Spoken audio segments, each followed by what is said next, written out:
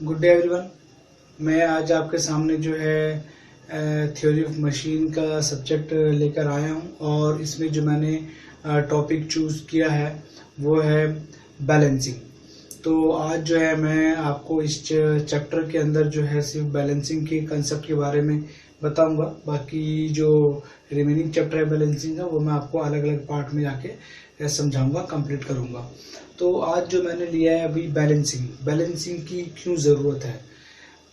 तो बैलेंसिंग अगर हम पहले के समय की बात करें तो उसमें जो मशीनें हमारी बनाई जाती थी उनमें जो है उनकी जो लाइफ थी वो ज़्यादा टाइम तक नहीं रह पाती थी। उसका सबसे बड़ा कारण ये था कि उनमें लगने वाले जो पुर्जे थे, जो कंपोनेंट थे, जो पार्ट्स थे, उनके बीच में जो है बैलेंसिंग का ना होना, जिसके कारण जो है वो जो मशीन्स उस टाइम पे बनाई जाती है उनकी जो लाइफ थी वो ज़्यादा लंबे समय तक नहीं रह पाती थी। लेकिन अगर हम आज के प्रेजेंट टाइम की बात करें तो आज जो हम मशीनें यूज़ कर रहे हैं वो मशीनें इतनी फास्ट काम कर रही हैं कि बहुत कम से कम टाइम में ज़्यादा से ज़्यादा प्रोडक्शन या कम से कम टाइम में ज़्यादा स्पीड पे जो मशीनें जो हैं या इंजन जो हैं वो हमारे चल रहे हैं। इसमें जो इंट्रोडक्शन के अंदर मैंने एक ब्लॉक डायग्राम लिया है और उस ब्लॉक डायग्राम के थ्रू मैं ये समझाना चाहता हूँ कि अगर हम बैलेंस ना रखें, अगर हम बैलेंसिंग ना करें, जो हमारे आज के टाइम में जो इतनी हम फास्ट हाई टेक्नोलॉजी की मशीनें यूज़ कर रहे हैं तो उसकी जो लाइफ जो है वो किस तरीके से रिड्यूस हो सकती है। अगर हम प्रेजेंट टाइम में बात करें तो आज के टाइम में हम जो है फास्ट मैन्युफैक्चरिंग कंसेप्ट के ऊपर काम कर रहे हैं और उसमें जो है मैंने सिर्फ दो ही तरह की मशीन ली है। एक तो आपका सीएनसी मशीन, दूसरा आपका इंजन। ऑटोमोबाइल सेक्टर के अंदर हम तेजी से काम कर रहे हैं।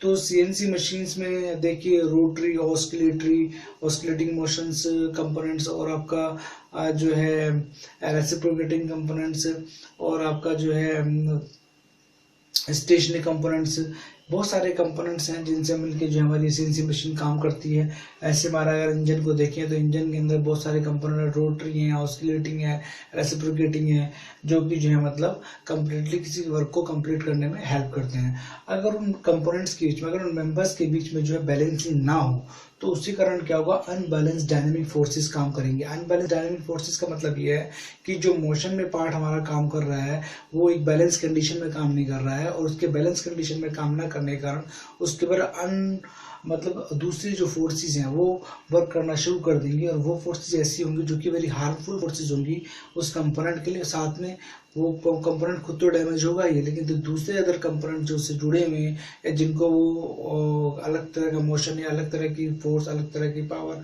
जनरेट करने में हेल्प करता है, तो उन कंपोनेंट्स पे भी उसका असर पड़ेगा। तो मैंने बताया कि किस तरह का असर पड़ेगा, जैसे कि आपका noise, second wear and tear and third is vibration. तो अगर ये तीनों की तीनों चीज़ें अगर काम करेंगी कंपोनेंट्स के ऊपर तो दिस मीन्स फाइनली क्या होगा, जो मशीन की जो लाइफ है वो क्या होगी, रिड्यूस हो जाएगी।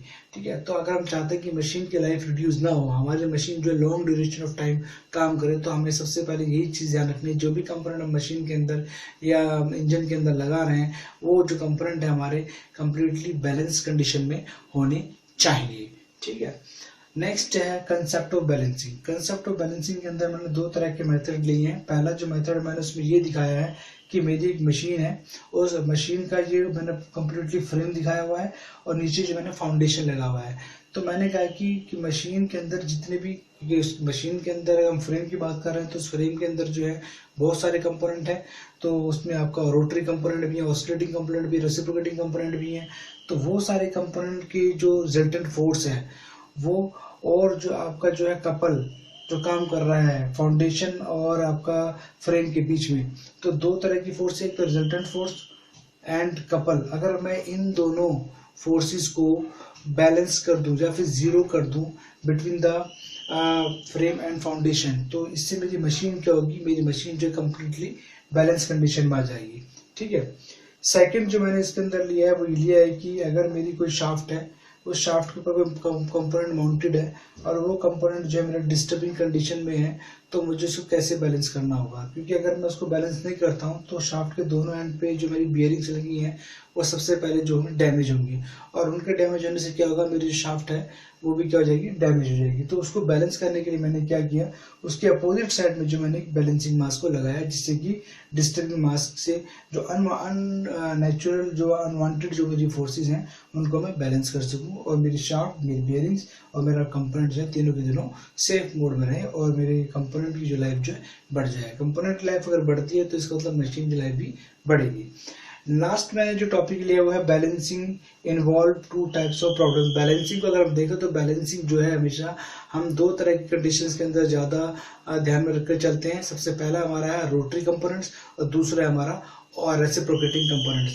तो नेक्स्ट टाइम पे जो है मैं आपसे जो है रोटरी कंपोनेंट्स के बारे में बात करूँगा। तो next time I hope so आज जो मैंने आपको लेक्चर दिया है कंसेप्ट ऑफ बैलेंसिंग के ऊपर आपको समझ में आया होगा। नेक्स्ट टाइम मैं फिर मिलूंगा इसी चैप्टर में आगे के टॉपिक के साथ। आई होप सो आपको आज का जो मेरा बैलेंसिंग ऑफ कंसेप्ट जो है वो आपको, या कंसेप्ट ऑफ बैलेंसिंग जो है वो आपको समझ में आया होगा। Okay, thank you.